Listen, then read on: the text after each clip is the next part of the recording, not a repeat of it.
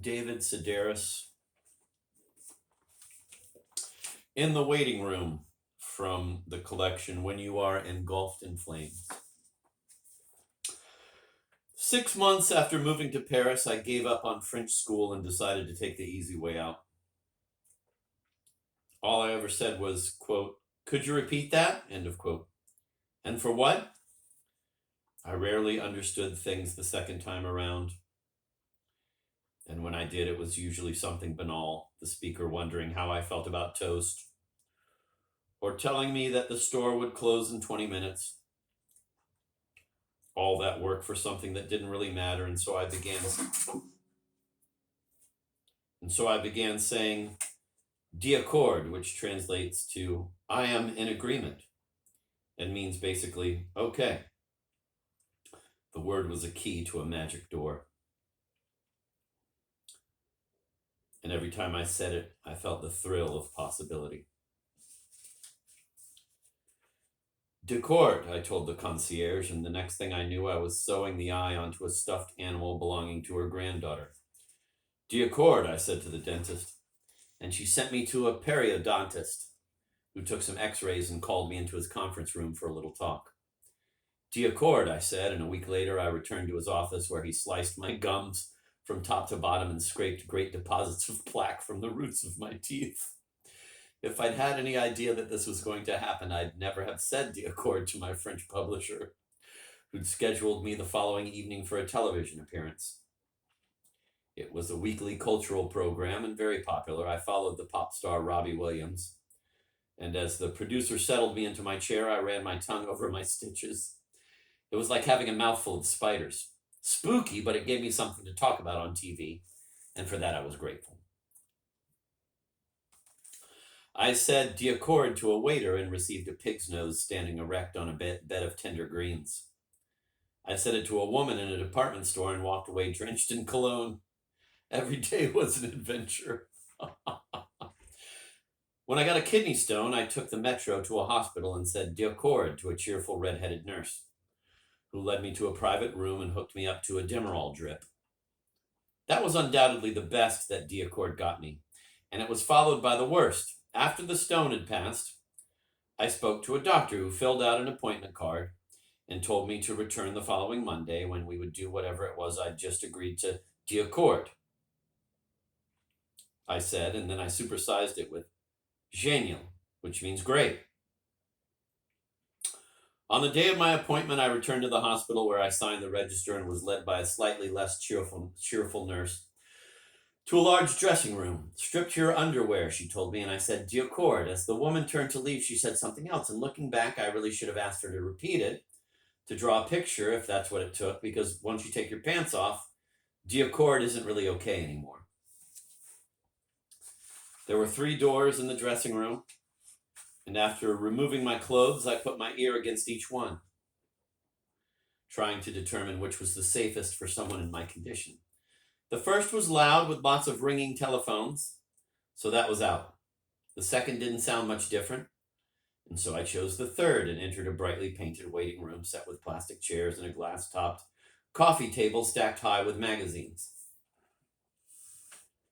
A potted plant stood in the corner, and beside it was a second door, which was open and led into a hallway. I took a seat and had been there for a minute or so when a couple came in and filled 2 of the unoccupied chairs. The first thing I noticed was that they were fully dressed and nicely too, no sneakers or sweatsuits for them. The woman wore a nubby gray skirt that fell to her knees and matched the fabric of her husband's sport coat.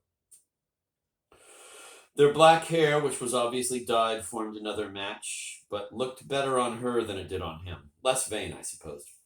"Bonjour," I said, and it occurred to me that possibly the nurse had mentioned something about a robe, perhaps the one that had been hanging in the dressing room. I wanted more than anything to go back and get it, but if I did, the couple would see my mistake. They'd think I was stupid, so to prove them wrong, I decided to remain where I was and pretend that everything was normal. La la la. It's funny the things that run through your mind when you're sitting in your underpants in front of a pair of strangers. Suicide comes up, but just as you embrace it as a viable option, you remember that you don't have the proper tools. No belt to wrap around your neck. No pen to drive through your nose or ear and up into your brain. I thought briefly of swallowing my watch, but there was no guarantee I'd choke on it. It's embarrassing, but given the way I normally eat, it would probably go down fairly easily, strap and all. A clock might be a challenge, but a Timex the size of a 50-cent piece? No problem.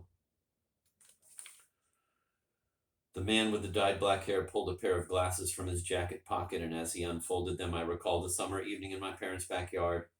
This was ages ago, a dinner for my sister Gretchen's 10th birthday. My father grilled steaks. My mother set the picnic table with insect-repelling candles. And just as we started to eat, she caught me chewing a hunk of beef the size of a coin purse. Gorging always set her off, but on this occasion, it bothered her more than usual. I hope you choke to death, she said. I was 12 years old and paused, thinking, did I hear her correctly? That's right, Piggy, suffocate. In that moment, I hoped that I would choke to death. The knot of beef would lodge itself in my throat, and for the rest of her life, my mother would feel haunted and responsible. Every time she passed a steakhouse or browsed the meat counter of a grocery store, she would think of me and reflect upon what she had said, the words hope and death in the same sentence. But, of course, I hadn't choked. Instead, I had lived and grown to adulthood so that I could sit in this waiting room dressed in nothing but my underpants. La, la, la. It was around this time that two more people entered. The woman looked to be in her mid-50s and accompanied an elderly man who was, if anything, overdressed. A suit, a sweater, a scarf, and an overcoat, which he removed with great difficulty. Every button a challenge. Give it to me, I thought. Over here. But he was deaf to my telepathy and handed his coat to the woman, who folded it over the back of her chair. Our eyes met for a moment, hers widening as they moved from my face to my chest, and then she picked a magazine off the table and handed it to the elderly man, who I now took to be her father. She then selected a magazine of her own, and as she turned the pages, I allowed myself to relax a little. She was just a woman reading a copy of Paris Match, and I was just the person sitting across from her. True, I had no clothes on, but maybe she wouldn't dwell on that. Maybe none of these people would. The old man, the couple with their matching hair. How was the hospital? Their friends might ask, and they'd answer, fine. Or, oh, the same. Did you see anything fucked up? No, not that I can think of. It sometimes helps to remind myself that not everyone is like me. Not everyone writes things down in a notebook and then transcribes them into a diary. Fewer still will take that diary, clean it up a bit, and read it in front of an audience. March 14, Paris. Went with Dad to the hospital, where we sat across from a man in his underpants. They were briefs, not boxers, a little on the gray side, the elastic slack from too many washings. I later said to Father, other people have to use those chairs too, And he agreed that it was unsanitary. Odd little guy, creepy, hair on his shoulders, big idiot smile plastered on his face, just sitting there, mumbling to himself. How conceited I am to think I might be remembered, especially in a busy hospital where human misery is a matter of course.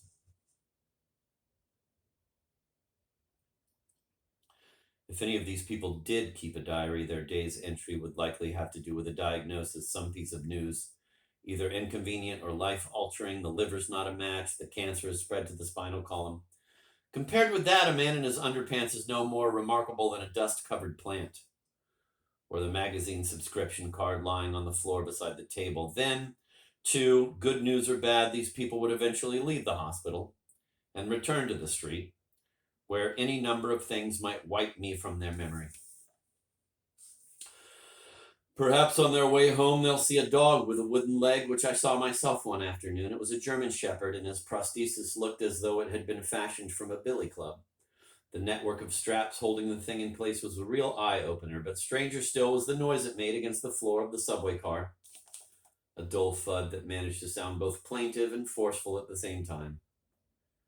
Then there was the dog's owner, who looked at the homemade leg and then at me, with an expression reading, not bad, huh?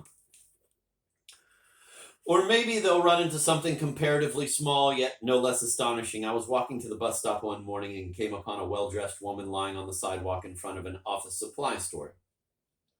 A small crowd had formed, and just as I joined it, a fire truck pulled up. In America, if someone dropped to the ground, you'd call an ambulance. But in France, it's the firemen who do most of the rescuing. There were four of them, and after checking to see that the woman was okay, one of them returned to the truck and opened the door. I thought he was looking for an aluminum blanket, the type they use for people in shock, but instead he pulled out a goblet. Anywhere else it would have been a cup made of paper or plastic, but this was glass and had a stem. I guess they carry it around in the front seat next to the axes or whatever. The fireman filled the goblet with bottled water, and then he handed it to the woman, who was sitting up now and running her hand over her hair the way one might when waking from a nap. It was the lead story in my diary that night. But no matter how hard I fiddled with it, I felt that something was missing. Had I mentioned that it was autumn? Did the leaves on the sidewalk contribute to my sense of utter delight? Or was it just the goblet and the dignity of Bespoke? Yes, you may be on the ground. Yes, this drink may be your last. But let's do it right, shall we? Everyone has his own standards, but in my opinion, a sight like that is at least 50 times better than what I was providing. A goblet will keep you going for years, while a man in his underpants is good for maybe 2 days, a week at the most. Unless, of course, you are the man in his underpants, in which case it will probably stay with you for the rest of your life. Not floating on the exact edge of your consciousness, not handy like a phone number, but still within easy reach, like a mouthful of steak or a dog with a wooden leg. How often you'll think of the cold plastic chair and of the nurse's face as she passes the room and discovers you with your hands between your knees. Such surprise, such amusement as she proposes some new adventure, then stands there waiting for your "Do you accord?"